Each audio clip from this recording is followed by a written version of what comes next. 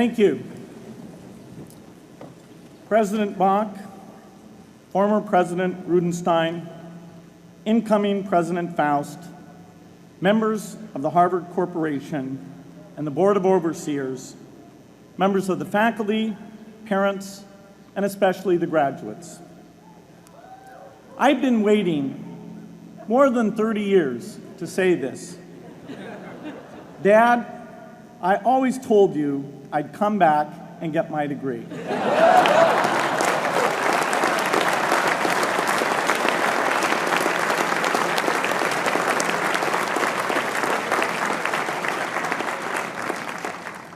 I want to thank Harvard for this honor. I'll be changing my job next year, and it will be nice to finally have a college degree on my resume. I applaud the graduates for taking a much more direct route to your degrees. For my part, I'm just happy that the Crimson called me Harvard's most successful dropout. I guess that makes me valedictorian of my own special class. I did the best of everyone who failed.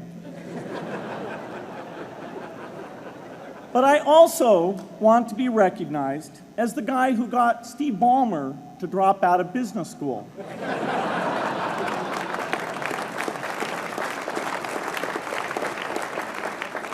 I'm a bad influence. That's why I was invited to speak at your graduation. If I'd spoken at your orientation, fewer of you might be here today.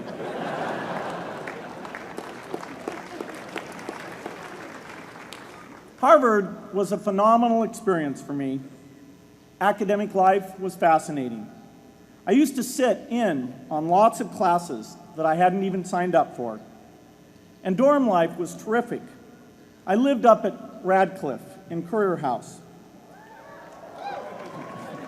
There were always a lot of people in my dorm room late at night discussing things because everyone knew that I didn't worry about getting up in the morning. That's how I came to be the leader of the antisocial group. We clung to each other as a way of validating our rejection of all those social people. Radcliffe was a great place to live. There were more women up there, and most of the guys were math science types. The combination offered me the best odds, if you know what I mean. That's where I learned the sad lesson that improving your odds doesn't guarantee success. One of my biggest memories of Harvard came in January 1975, when I made a call from Currier House to a company in Albuquerque, New Mexico, that had begun making the world's first personal computer. I offered to sell them software. I worried they would realize I was just a student in a dorm and hang up on me. Instead, they said, "We're not quite ready. Come see us in a month," which was a good thing because we hadn't written the software yet. From that moment, I worked day and night on the extra credit project that marked the end of my college education and the beginning of a remarkable journey with Microsoft. What I remember above all about Harvard was being in the midst of so much energy and intelligence. It could be exhilarating, intimidating, sometimes even discouraging, but always challenging. It was an amazing privilege, and though I left early, I was transformed by my years at Harvard, the friendships I made, and the ideas I worked on. But taking a serious look back, I do have one big regret. I left Harvard with no real awareness of the awful inequities in the world, the appalling disparities of health and wealth and opportunity that condemn millions of people to lives of despair. I learned a lot here at Harvard about new ideas in economics and politics. I got great exposure to the advances being made in the sciences. But humanity's greatest advances are not in its discoveries, but in how those discoveries are applied to reduce inequity.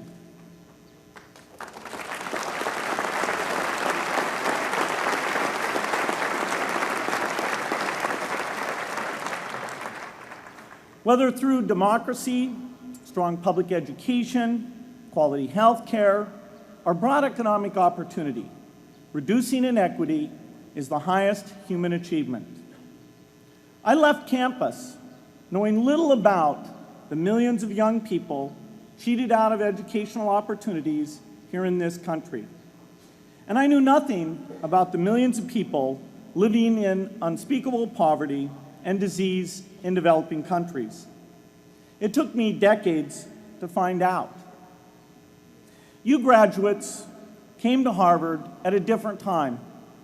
You know more about the world's inequities than the classes that came before. In your years here, I hope you've had a chance to think about how, in this age of accelerating technology, we can finally take on these inequities and we can solve them.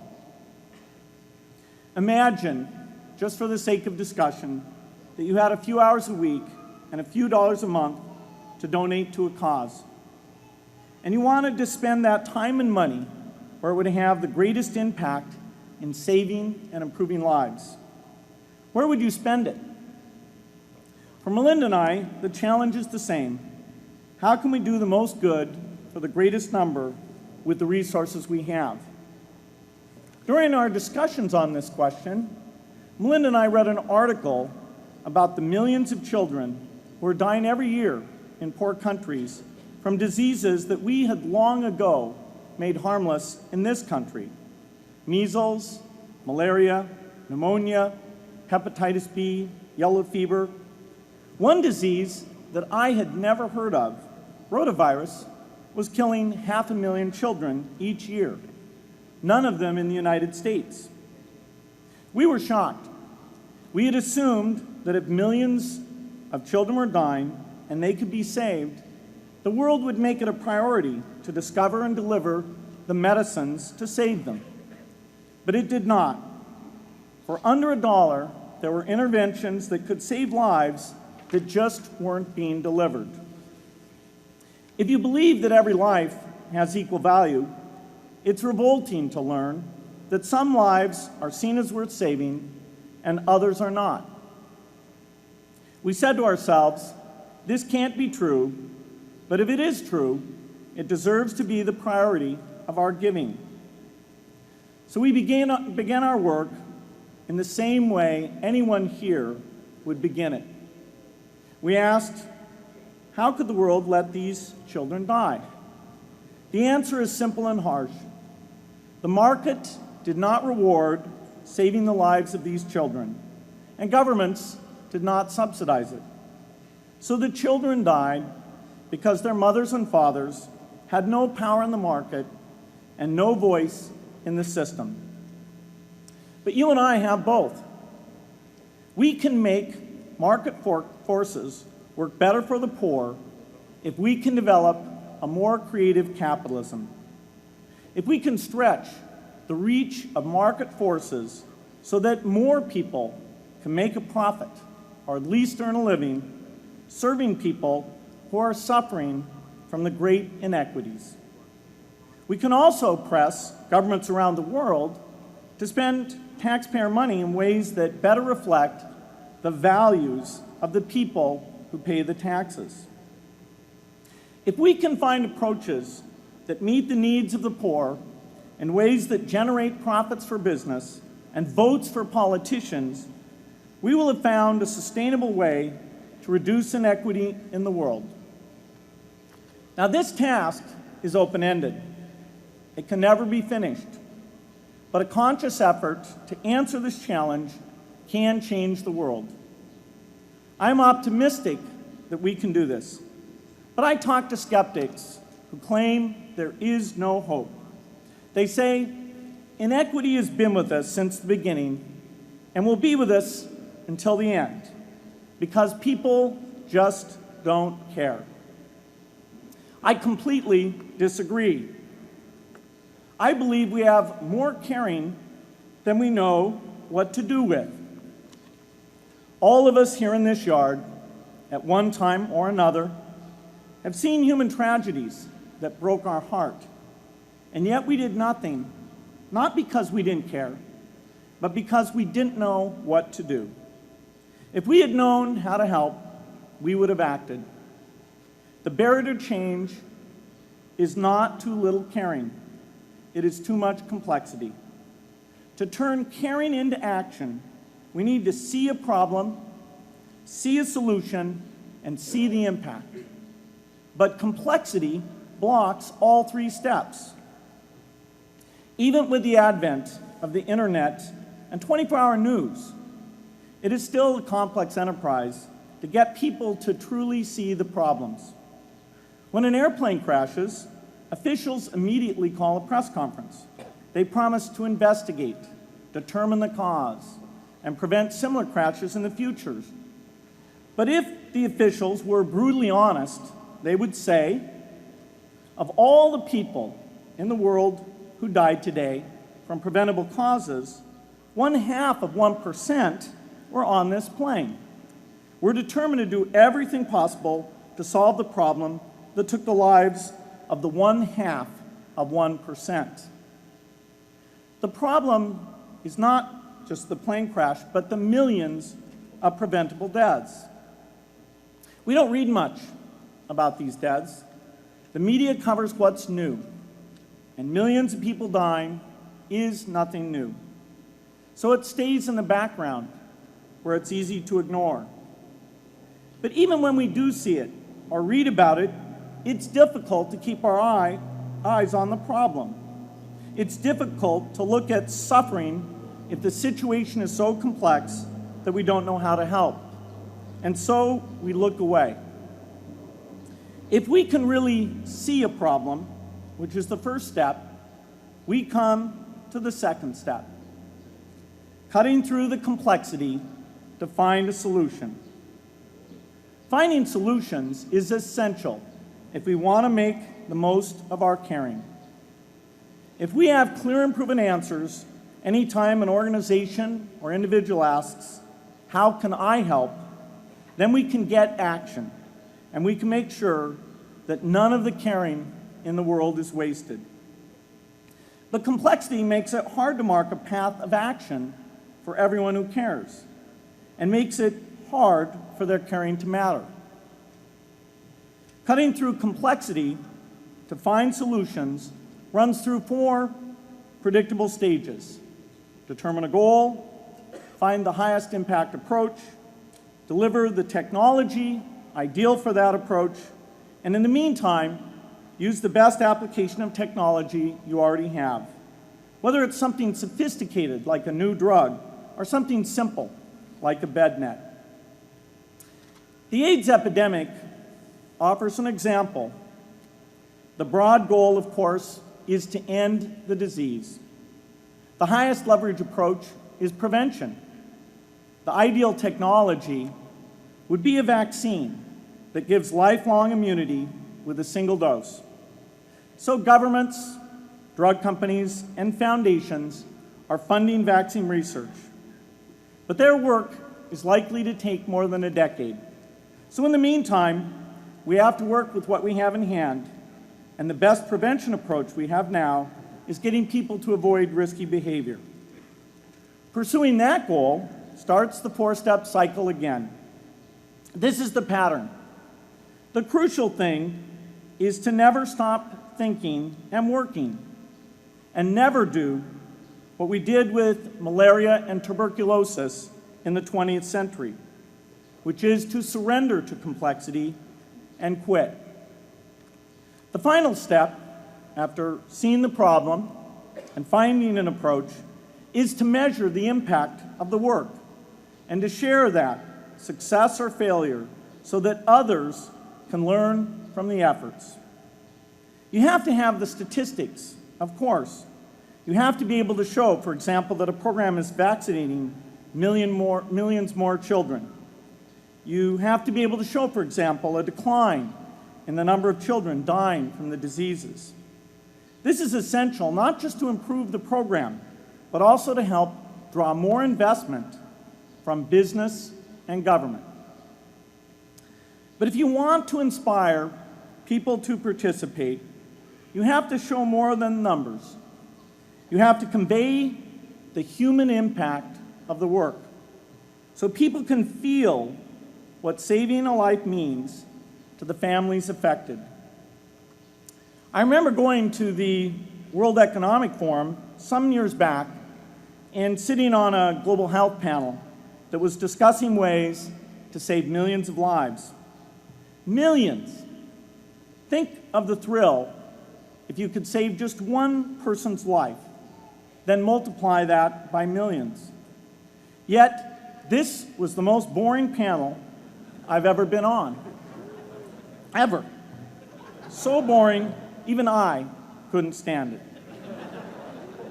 What made that experience especially striking was that I had just come from an event where we were introducing version 13 of some piece of software, and we had people jumping and shouting with excitement. I love getting people excited about software, but why can't we generate even more excitement for saving lives? You can't get people excited unless you can help them see and feel the impact.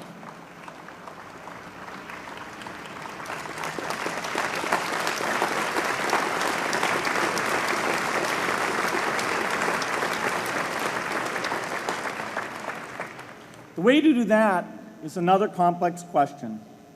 Still, I'm optimistic.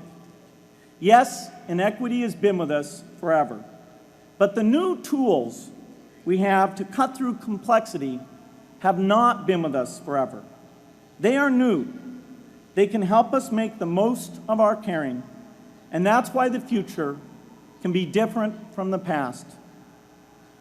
The defining and ongoing innovations of this age, biotechnology, the personal computer, and the internet, give us a chance we've never had before to end extreme poverty and end death from preventable disease.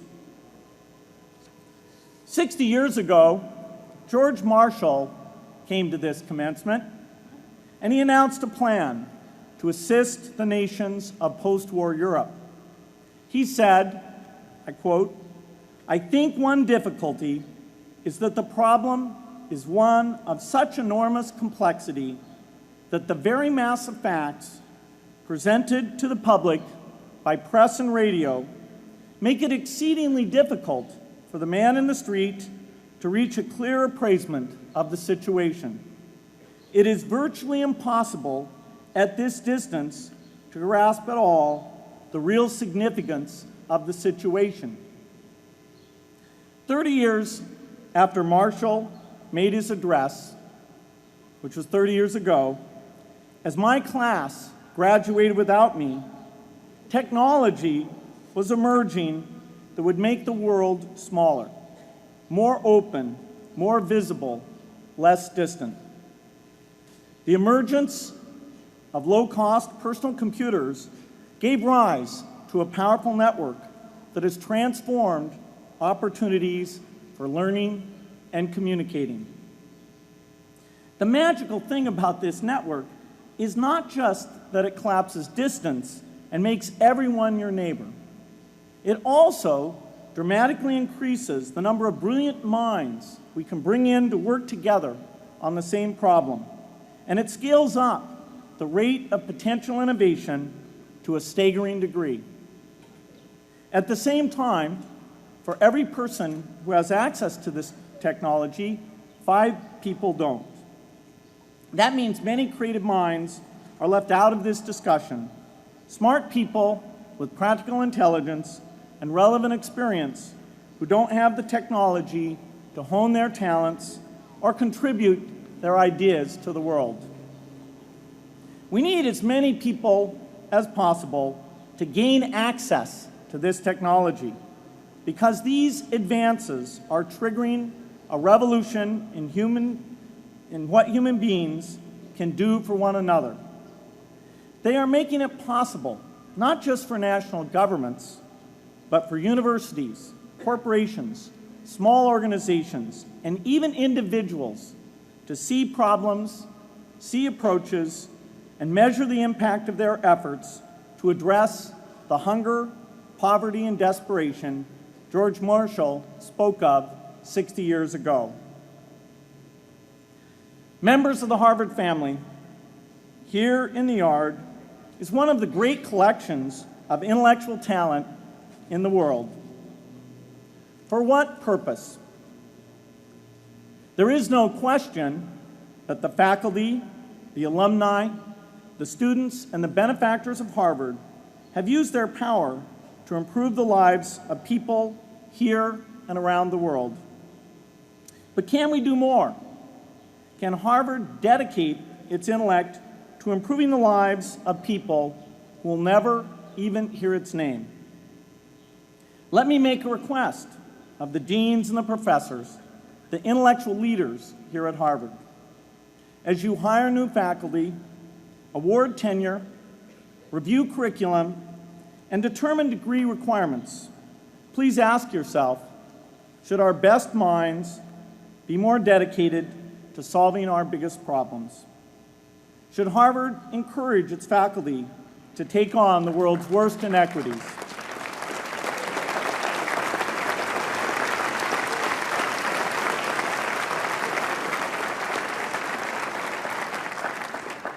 Should Harvard students know about the depth of global poverty, the prevalence of world hunger, the scarcity of clean water, the girls kept out of school, the children who die from diseases we can cure? Should the world's most privileged learn about the lives of the world's least privileged? These are not rhetorical questions.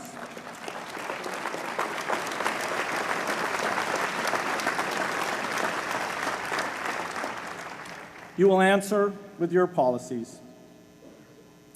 My mother, who was filled with pride the day I was admitted here, never stopped pressing me to do more for others. A few days before I was married, she hosted a bridal event at which she read aloud a letter about marriage that she had written to Melinda. My mother was very ill with cancer at the time, but she saw one more opportunity to deliver her message, and at the close of the letter she said, "From those to whom much is given, much is expected."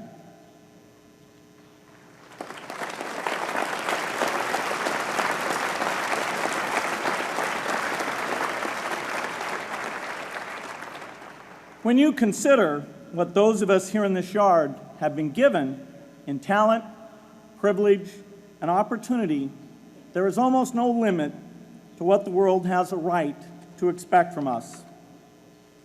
In line with the promise of this age, I want to exhort each of the graduates here to take on an issue, a complex problem, a deep inequity, and become a specialist on it. If you make it the focus of your career, that would be phenomenal. But you don't have to do that to make an impact. For a few hours every week, you can use the growing power of the internet to get informed, find others with the same interests, see the barriers, and find ways to cut through them. Don't let complexity stop you. Be activists. Take on big inequities. I feel sure it will be one of the great experiences of your lives. You graduates are coming of age in an amazing time. As you leave Harvard, you have technology that members of my class never had.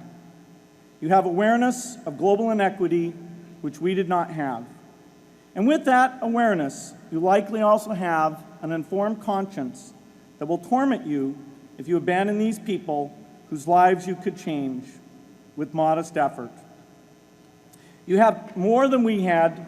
You must start sooner and carry on longer. And I hope you will come back here to Harvard 30 years from now and reflect on what you have done with your talent and your energy. I hope you will judge yourselves not on your professional accomplishments alone, but also on how well you have addressed the world's deepest inequities. on how well you treated people a world away who have nothing in common with you but their humanity. Good luck.